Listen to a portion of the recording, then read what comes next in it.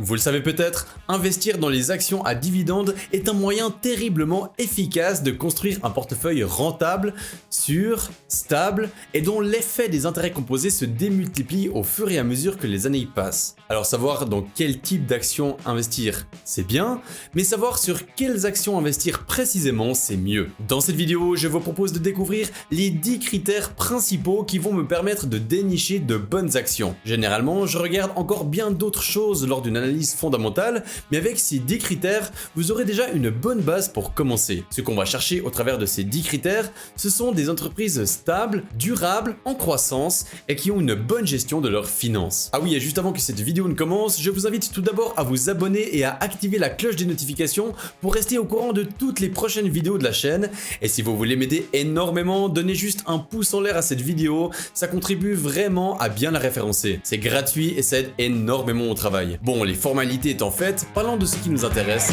vraiment.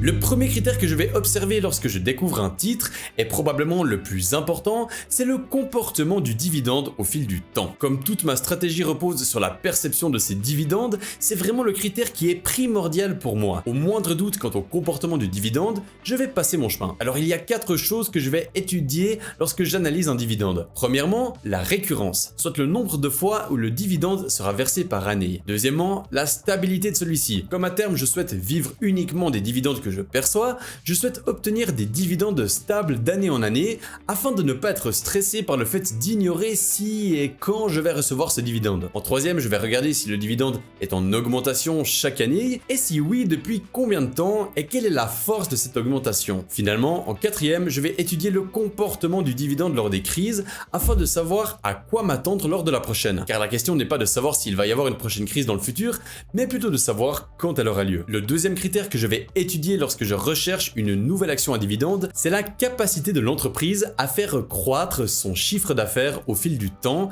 et donc logiquement ses bénéfices. Puisque je recherche des entreprises qui me reverseront de plus en plus de dividendes année après année, il faut bien qu'elles puissent payer cette augmentation avec quelque chose. Comme vous le savez sûrement, une entreprise paye son dividende principalement avec les bénéfices qu'elle génère. Et si elle veut pouvoir augmenter son dividende d'année en année, il faut qu'elle en fasse de même avec ses bénéfices. Enfin, la manière la plus simple d'augmenter son bénéfice, c'est de réaliser plus de chiffre d'affaires. Elle pourrait également augmenter sa marge, mais ce n'est pas forcément ce qui est le plus simple à faire à partir d'un certain stade. Une augmentation de chiffre d'affaires au fil des années démontre une volonté pour la société de ne pas se reposer sur ses lauriers et d'aller chercher toujours plus de nouveaux clients, ce qui est selon moi un excellent signal. Le troisième critère que je vais observer lors de mes recherches, c'est le payout ratio, ou taux de distribution. Pour ceux qui ne le connaissent pas, ce terme peut paraître un peu barbare au premier abord, mais comme souvent en finance, les termes compliqués cachent souvent une signification très simple.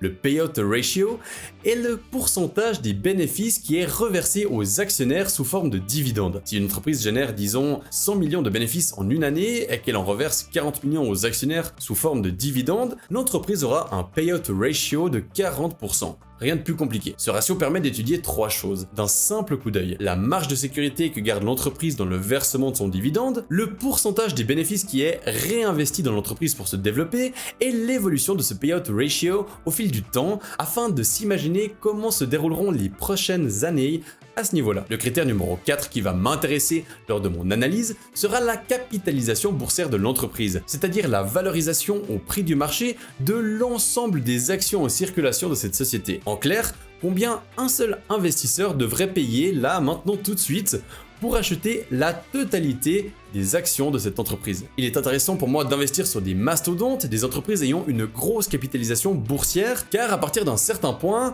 on dira même de ces sociétés qu'elles sont too big to fail, c'est-à-dire tellement grosses et par conséquent tellement bien implantées dans une économie qu'elles ne pourront plus échouer.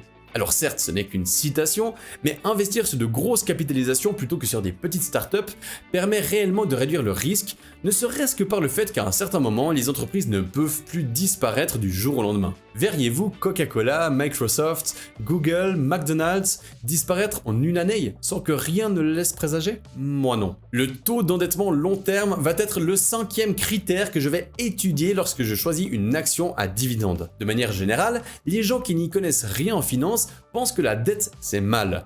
Mais c'est totalement faux. C'est parce que les gens utilisent les dettes au quotidien de la mauvaise manière pour financer des passifs notamment comme une nouvelle voiture que la dette est perçue négativement, puisqu'elle contribue à appauvrir le consommateur. En revanche, la dette peut être utilisée pour financer des actifs et ainsi créer un levier de croissance qui accélère le développement d'une entreprise. Autrement dit pour moi, le ratio dette sur capitaux propres d'une entreprise, autrement dit quel est le poids de sa dette par rapport à ses ressources, va être une des choses importantes à regarder. Trop peu de dette signifie souvent que l'entreprise ne se développe pas autant rapidement qu'elle le pourrait, et trop de dette peut être un signal de risque puisque la dette, comme on le sait, bien qu'utile si elle est bien maîtrisée, peut mettre à mal une société si elle a une charge trop lourde dans sa comptabilité. Générer du chiffre d'affaires, c'est bien, mais en garder une partie après avoir payé tous les coûts, c'est mieux. C'est pour cette raison que la profitabilité d'une entreprise est la 6e donnée que je vais observer. Et cela, je vais le faire au travers de la marge. La marge est le pourcentage d'argent qui le reste par rapport au chiffre d'affaires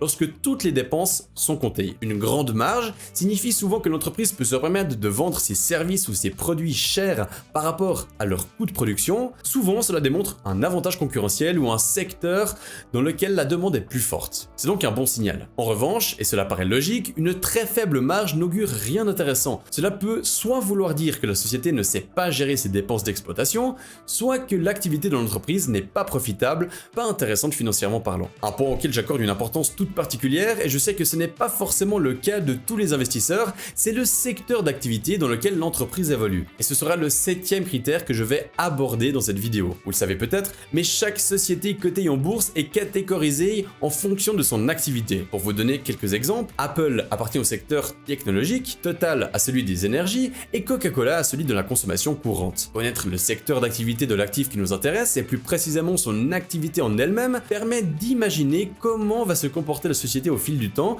au travers des cycles macroéconomiques. Je ne vais pas rentrer dans les détails de quelles sont les caractéristiques de chaque secteur, mais sachez que chacun d'entre eux possède ses propres avantages et inconvénients. Certains sont dits plutôt défensifs, d'autres offensifs. On va parler également de secteurs cycliques ou non cycliques. Bref, sachez que l'activité de l'entreprise en elle-même va jouer un rôle. Les 7 critères que je viens de vous présenter me permettent au quotidien d'épurer des listes entières de titres et d'emblayer la plupart afin de ne garder que ce qui va réellement m'intéresser. Les 2 prochains paramètres que je vais vous présenter dans un instant m'aideront surtout à définir s'il est opportun d'acheter ces titres à leur cours actuel ou s'il faut pour moi attendre. Car dénicher une bonne entreprise sur laquelle investir ne veut pas forcément dire que c'est le moment de l'acquérir. J'ai des watchlists, des listes de surveillance entières d'actions dont j'aimerais bien être le propriétaire un jour, mais qui sont en ce moment surévaluées selon moi. Et pour définir cela, voici ce dont je me sers principalement. Le 8e point donc que je vais considérer lors de l'analyse d'une entreprise, c'est la variation du nombre d'actions en circulation. Comme vous le savez, chaque société possède à un instant T un nombre défini d'actions en circulation. Il se trouve que les sociétés peuvent émettre de nouvelles actions, donc en créer ou alors en racheter pour les faire disparaître. Observer ce qui se passe à ce niveau-là permet d'étudier ce que pense l'entreprise du cours de ses propres actions et ainsi de faire un parallèle entre le prix de l'actif à un moment donné et ce que l'entreprise pense être sa valeur réelle. Lorsque l'entreprise émet de nouvelles actions, c'est un mauvais signe pour moi. Cela signifie que pour tout un tas de raisons que je ne vais pas mentionner ici, l'entreprise pense que le cours de ses actions est surévalué. Je ne vais donc pas acheter à ce moment-là. A l'inverse, si l'entreprise rachète ses propres actions, c'est qu'elle estime que c'est une bonne affaire pour elle, et ce qui est un bon signal pour moi. A l'inverse, si l'entreprise rachète ses propres actions, c'est qu'elle estime que c'est une bonne affaire pour elle, ce qui est un excellent signal pour moi. De plus, si le nombre d'actions en circulation diminue, j'augmente ma part de propriété au sein de l'entreprise, donc je m'enrichis. C'est mathématique. Une des méthodes les plus connues pour évaluer un titre à un instant est d'observer son PER, le ratio le plus répandu chez les investisseurs débutants.